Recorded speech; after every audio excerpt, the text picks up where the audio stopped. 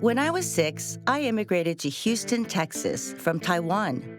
Back then, I was the only Asian kid in my entire school, and good Asian food was hard to come by. Since then, the Chinese and Vietnamese populations have boomed, and Houston is now one of the country's best cities for Asian food. And if you want the best of the best, you'll go to an Asian strip mall. That's where I met some of the city's brightest culinary stars.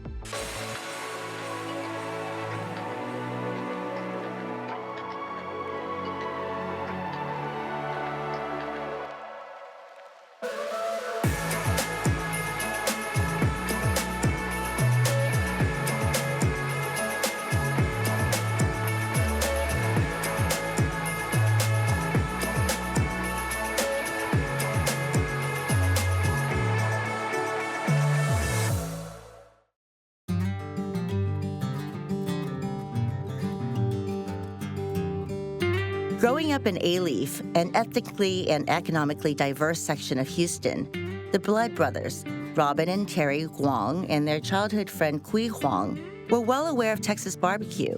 At Blood Brothers BBQ, they have brought Chinese and Vietnamese flavors to bear on a Texas staple.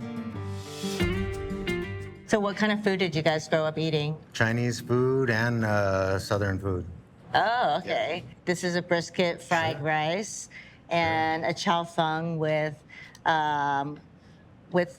Mm-hmm. Is this? Yeah, and people love it. It kind of tastes like the Chinese la roll. Mm-hmm. This Chinese smoked meat. Sure. Maybe that's why there's so many similarities, because like my dad, who won't eat anything that's non-Chinese, would eat all of this with I pleasure. hope so. I hope so.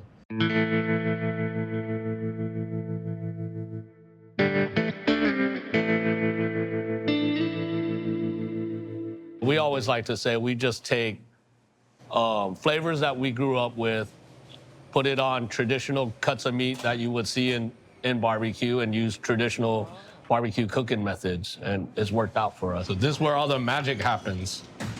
Smoke shed.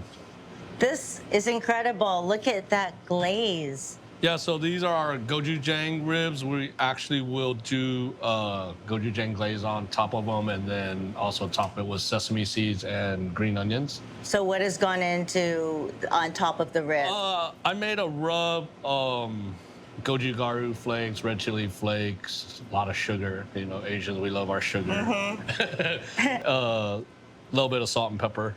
We sell it by the pound, or a lot of people will buy the whole rack. Yeah, yum.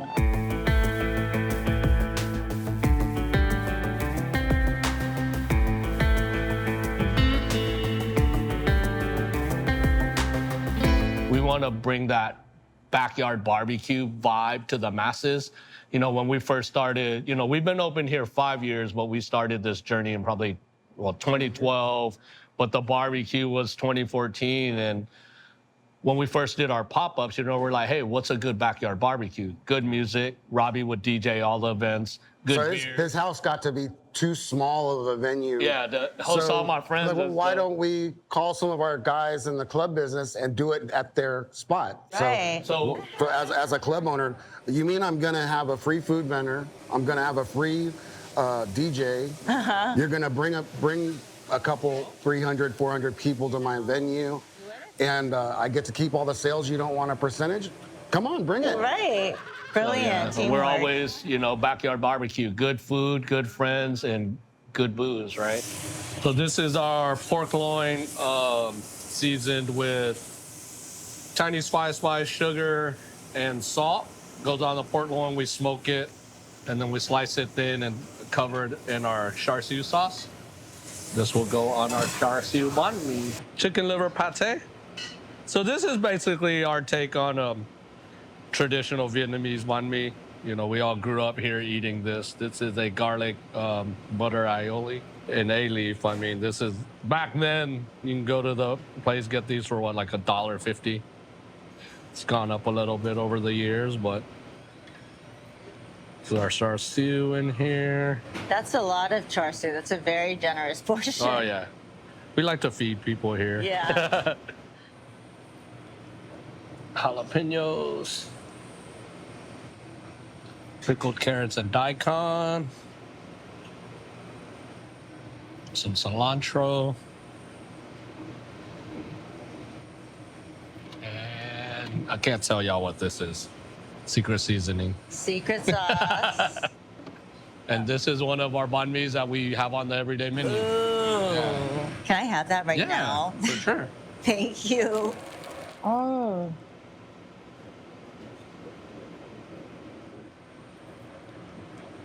Wow. You're not kidding around here. And that's kind of what we try to do. We try not to stray too far from what is traditional, but we try to put our little twist on it. What do your parents think of your food? Oh, they love it. My mom is literally, he knows, she's here once to twice every week.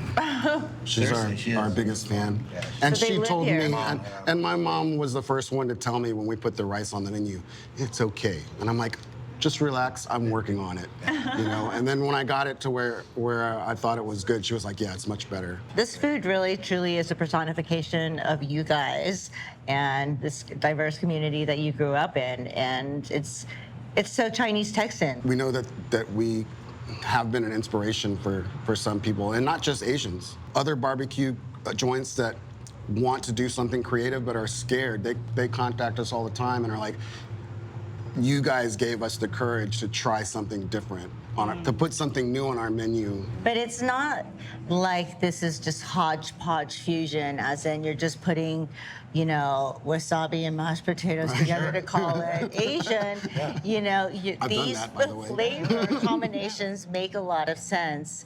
And and also it was born out of necessity and circumstance of living in this melting pot, right? Where you do have the Vietnamese and the Chinese and the Texans coexisting, and this is the food that came out of the soil. Definitely.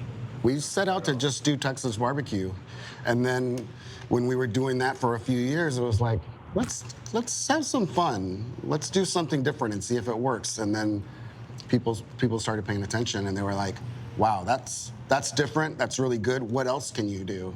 And we were like, well, let's try this. Let's try that. Let's try that. In the Bayside suburb of Seabrook, I met up with Samantha Tran, a second-generation Vietnamese American who runs the family business, Rose's Seafood. It's a bustling fish market and a shining example of how immigrants turn hardship into triumph.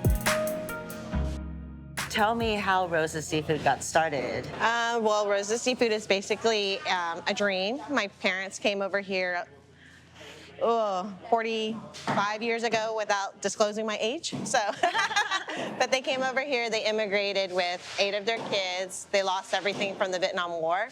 So when they came here, they didn't have much choice of what they wanted to do, but they had to try to feed us. So they started selling seafood on the side of the streets. And then they were able to finally find a place and pretty much find roots. And we've been in Seabrook for over 45 years. I am the youngest of 8. Youngest of 8? Yes. Wow, well, that's a huge responsibility. It is, but because it's a family business, it works because we are all really good at working together. So I have a brother that does like the wholesale distribution of seafood in Houston. I have a sister who has like a shrimping, packaging and pier. So we get her shrimp from here. And then there's us here, the little small retail market, which I enjoy because we get to know the people. See that you have a lot of Vietnamese ingredients and condiments, and then you also have a lot of Cajun spices here. I mean, what's the kind of the ethos behind the market? Because the area that we're in, especially in Houston, is so diverse. So people want to cook a little bit of something different. But like for my mom, her little tiny dream was to have also a little Asian grocery store. So she's like, I want a little corner to sell my Asian grocery. And I was like, okay, you get dry seasoning, Mom.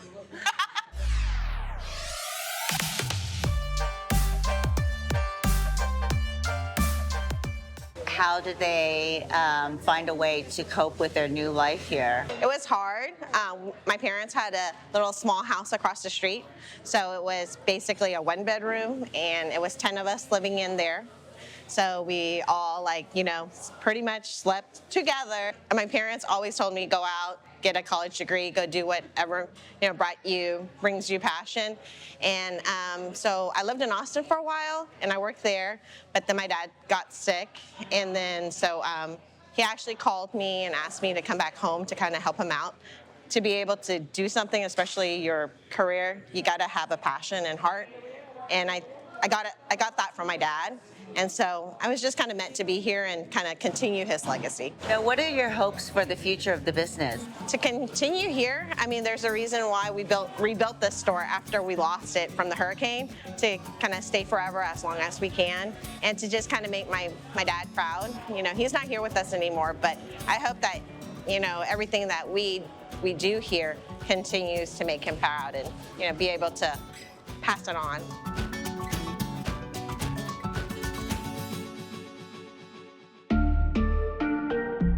When Vietnamese refugees arrived on the Gulf Coast in the aftermath of the Vietnam War, many of them took up shrimping, an arduous profession that was familiar from their home country. They battled racist boycotts and intimidation to become a significant part of the local fishing economy.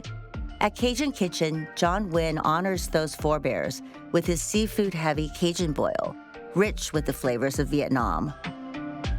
All right, Danielle, let's go into our kitchen. Oh my God. Let's get this started. So excited to be here. Here is an apron and some gloves. So the first thing we do every day is we get some fresh live crawfish in. When is Louisiana crawfish in season? Louisiana crawfish season usually is typically from January to July. Every year, it kind of depends on the weather. The weather affects whether it starts early or whether it starts late, and whether it ends early and whether it ends late. But typically January to June, July. The process is it comes in. Some of them will not make the trek, so we got to make sure we take those out. This guy definitely did. Yeah. He's like snatching onto So me you right see, here. They're very lively, but they have some mud on them because, it's Yes. called a red swamp crawfish for a reason. So we put them in the water here to wash them a little bit. Basically, now he's sorting out the ones that are still kicking. Oh my God, there's a bunch on the floor. Yeah. So, this is what happens. And if you go to Louisiana, like on the side of the road, there'll be crawfish crawling around just like this. Really? Yeah. All right, well, these are definitely alive. Yeah, they're definitely alive. So the majority of the crawfish that's consumed in the U.S. is from Louisiana, from the rice fields in Louisiana. And typically, when they're not growing rice, then what they do is they have crawfish. So their land is basically used for two purposes: for crawfish when it's in season, or rice when that's in season. Do you know what? A lot of Vietnamese people actually ended up doing fishing as a way to provide for their families after they moved from Vietnam. A huge chunk of them moved to Houston or Louisiana. I think because of the climate, it's very similar to Vietnam. It's hot, it's humid. But a lot of them did fishing, shrimping, crabbing as a way of living in Vietnam. And when they came here after the Vietnam War, that was something that they were familiar with. And I think it's just made them naturally gravitate towards the coast. So yeah, a lot of Vietnamese people still in the fishing industry. I have uncles who still shrimp and crab. What makes this Viet Cajun? So with our Viet Cajun crawfish, we do start it with a traditional Louisiana boil. Because to me, we got to honor where this food is from. So we do all our crawfish seafood is boiled and soaked in a typical Louisiana boil. It has garlic, it has celery, bay leaf, all the crawfish seasoning, cayenne pepper, lemon, lime, orange juice.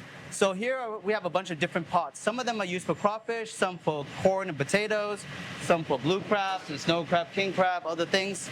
So yeah, for us, this is where it starts, where we give it to the traditional Louisiana Cajun seasoning. When we make it Viet Cajun, we go over here, and the food is cooked very traditionally in an Asian wok, and then we add Asian spices, seasonings, orange, lemon, maybe Thai basil, green onion, stuff that you typically think more of in Asian food.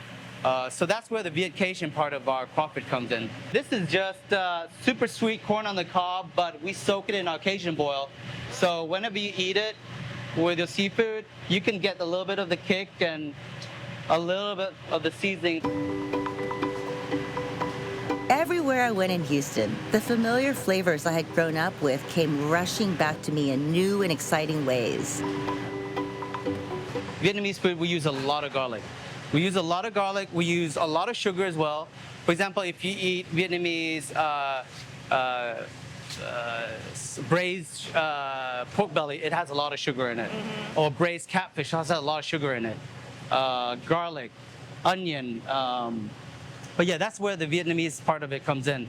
And a lot of extra butter, some other sauces that I'm not going to tell you what it is. So for example, Thai basil, we got to use fresh Thai basil leaves to give it that nice aromatic when it comes out of the wok. Now you understand why they call it the red swamp crawfish, because it has such a nice red, deep color. Oh my God. It's a beautiful one. Oh, he got some liquid butter in there. He has the vegetables and the fruits, some orange, some lemon, and green onion. He's adding some Asian sauces to it, some secret Asian ingredients, Vietnamese ingredients.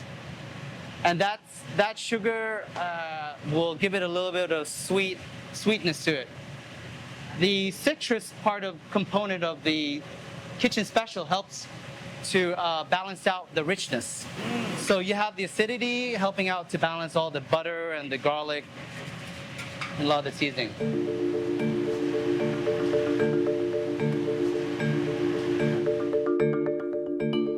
It made me proud that we have crafted such delicious combinations from seemingly disparate but wholly complementary flavors and cultures. All right, Daniel, are you ready to dig into your I'm so ready. Viet Cajun boil here? Yes, I think I'm going to be Cajun for it. I like that. This is our Thai basil crawfish, and to eat it, you basically just kind of pinch here. Most people, if you want to get the vein out, sometimes you're lucky, sometimes you're not, but you kind of pinch here and you pull it out. See, I wasn't lucky this time, but usually the whole vein will come out. Oh, really? And if not, you could do it after the fact too. You just kind of crack up the tail here, the shell, take off the top part, and there you see the black vein. It's like a baby shrimp. Yeah, it's basically a baby shrimp. And then just pop it in your mouth. Vietnamese people really have created a new subgenre of Vietnamese seafood here by embracing something that is typical to Louisiana and then just putting their own spin on it. And before, maybe only Asians liked it, but now we have people coming here who are Hispanic Americans, Indian Americans, Caucasians. We have people from other countries, people from other states, anywhere. And they want to enjoy Viet Cajun food and what it's about. Pho is America's ultimate comfort food. Houston takes its pho seriously now, and Christina Dang makes Texas-sized bowls of the best pho I've ever had. I brought my Texas-sized appetite with me to Pho 54. Hi. We have our 3 soups going on. Oh, wow. This is our bún bò Huế soup. How long has this been boiling? 14 hours. Oh, so you make it fresh every day? We make it fresh every day. We have the traditional ginger, onion, star anise, cinnamon, all the good stuff, just boiling away. And my aunt is really meticulous about straining it constantly throughout the day, so the soup stays really clear and pretty. And then we have the chicken that's boiling over there. The broth really is the most important part Of course. of the soup, Of right? course it is, yes, yes. So how many pounds of meat go in here? So just the bones that we boil are 80 pounds, and then our oxtail and our beef ribs are 50 pounds. The chicken soup, we use 30 pounds of chicken, and this is a free-range chicken that we use. We use the whole chicken. I mean, that's where all the yummy stuff is. Yeah, all the collagen and stuff. So this is the veggies that we use for bún bò. Traditionally, it's cabbage, lettuce, and then some other herbs that we just slice super thin. The herbs are the Vietnamese coriander, if you want to open it. This is traditionally served with chicken, and then with the bún bò Huế. I love this smell. Super fresh. So good in soup. Yes. So for the bún bò Huế, I would add both of these just for some crunch. I like lime in mine. Some people just like to have the plain soup. It just depends on your preference. I love adding all the stuff. Veggies and yes, and some lime. And do you like spice? I do. I love spice. So we make our own satay sauce here. It's going to be on the side. It's a lemongrass base, so it's a little more fragrant than the store-bought satay. If you wanna, you can dip or you can put in the soup. Completely up to you. Okay, I say I like spice, but then I don't really know Texas or Viet it's spice not levels. too spicy, but it's nice. Take And a little that's it. bite. Like, Yeah. do I mix? Do I just dip should it? mix it. Mix it. Yeah, and get a spoonful of a little bit of everything. We have the pork hock in there, the Vietnamese sausage with the pepper, the beef shank. That's the clump that you're holding on to right now. Yes. And then the blood curd, all the goodies. Good. So good. The soup So good, right? is unbelievable. Do you and need the more meat is lime? Do you perfectly need cooked. more? I don't know. I need to eat more is what I need. So it's the same kind of base that was in the pho soup. So we have all the bones and then the oxtail and the beef rib, and then we have more spices. So like lemongrass, a lot of different spices compared to pho. Like this is, I would say, a more muted soup, and this really is a flavor packer. Is there a proper way to eat pho? I mean, do you want to get like a little bit of soup, a little bit of noodles in every spoonful? I've seen people eat it all sorts of ways. Most people literally just shovel the noodles into their face and then Right. just have soup dripping everywhere, which is fine. Beyond. So good. I'm glad you like it. The lemongrass is really shining through. Yes. So the chicken, it comes with this. This is the mung bean noodle. So it's a clear noodle. It's a little bit chewier than like a rice noodle. I like it just plain, but I will add a Because little. you respect the sauce. You respect the soup. I like it plain. I like to add a little bit of bean sprouts to it for the crunch. Some people like their bean sprouts steamed, so it's not as crunchy, but then I don't think it's as fun to eat. And then this is the ginger garlic sauce that we also make here that we dip the chicken in. Super, super yummy. So we have the white meat, and then we have the dark meat as well. And you also have the option to have it without skin, because a lot of people don't like the boiled chicken skin. They don't like that texture. So yeah, like I said, everything is very customizable here. This dipping sauce is a ginger garlic sauce with a little bit of the sambal. So a little bit sweet, salty, and spicy. Goes really well with the chicken, so you just dip it in. So I just like eat noodles and then I dip and chase it with my chicken. Sounds like the perfect cure-all. Yes. I mean, something you could eat daily. Yes. And then this is one of our most popular appetizers. This is the bone marrow soup. So it's the same base as the pho soup. This is the oxtail and all the bone marrow that has basically come out of the bone while it's cooking, and then we just take bread and we dip it in. Oh, so you don't eat it like. Oh, you eat it like that. Oh, can you eat it like that? Yes, Oh, you can okay. eat it like that. It's just if you wanted something to scoop it up. Super rich, super flavorful. Amazing. I've never had anything like this before. Yeah. It truly melts in your mouth. I don't even have to chew. It's all good for you because it's comfort food. Yes. And it nourishes Yes. your soul. So Yes. it just tastes like Homey. like a big hug. A big hug, yeah. Exactly. So this is super popular. The egg rolls, super crunchy, always good. What is this? This is Thai basil. Usually we eat it with just the regular beef pho. This is my favorite herb, for sure. Yeah, we usually eat it with that. I like to eat it with my chicken.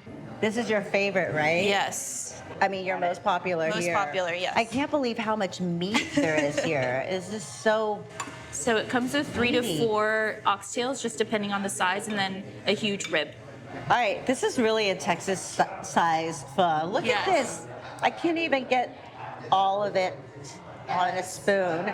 It's well seasoned. You can definitely taste all the spices, the star But not anise, and the cinnamon. overpowering. No, I mean I could drink this Yeah. as like a tonic, just instead of tea. Like I Right. want a tumbler of this that I Right. can just go about my day. Yes. Drinking. Yes. Do you do that? Yes, Thai add a little bit of basil. that, and I'll help you add some bean sprouts. You know, I'm not really like about subtlety. I really like to overdo it with ingredients that I love, like Yes. bean sprouts and Thai basil. Yes. And I'm even gonna add some of these veggies in here. Yeah.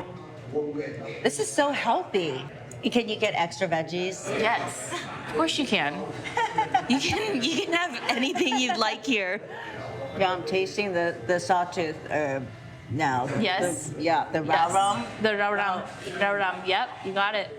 In the past year or two, I feel like I've been seeing more of Vietnamese influence on random menus whenever we go out to eat. I'll see like, oh, this is, Vietnamese inspired dish, blah, blah, blah. And I'm like, that's really cool. Like, I don't know. I think that now that people are more inclined to try Vietnamese food and it's not as weird or scary sounding.